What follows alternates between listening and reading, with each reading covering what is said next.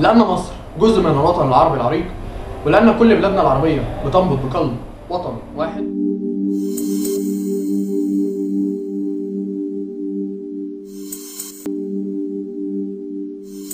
استقبلت مصر الأخ أبو علاء المعراوي ابن سوريا الشقيقة، واللي فقد عدد كبير من عائلته في مجازر بشار الأسد.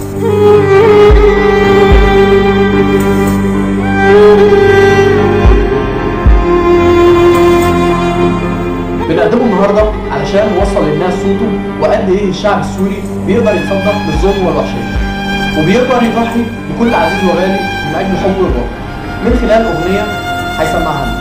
يا رب تعجبكم.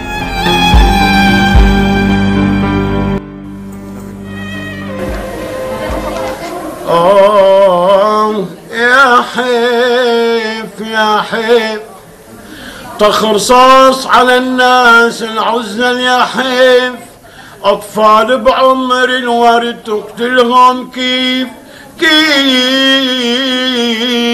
وانت أسد بلادي عم تقتل بولادي، وظهرك لإسرائيل وعلينا تهجم بالسيف. لك يا حيف يا حيف، وهذا اللي صاير يا حيف بسوريا وبدرعا، ويا حيف سمعت هالشباب يما الحرية عالباب طلعوا يهتفونا حرية حرية حرية للأبد، غصب عنك يا أسد.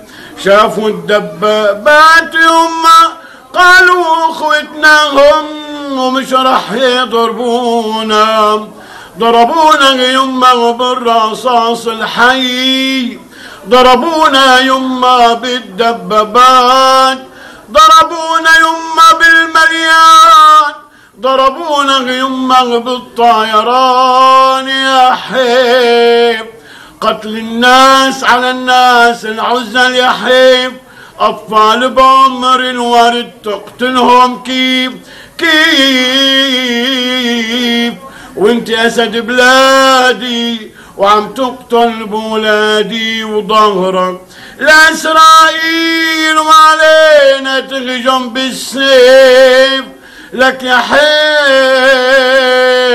يا حيف، ويلا ارحل يا بشار يا بشار، ويا مندس تضرب انت وحزب البعث، روح اتعلم حرف الاس، ويلا ارحل يا بشار.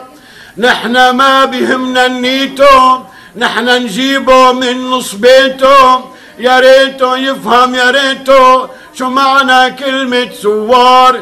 يلا ارحل يا بشار يا بشار، ويا هابيل يقبض روحك عزرائيل، يلا رحل عسرائيل، ويلا ارحل يا بشار يلا ارحل يا بشار يا بشار، ومالك منا خد كلابك ورحل عنا، هي شرعيتك سقطت عنا، ويلا ارحل يا بشار يلا ارحل يا بشار.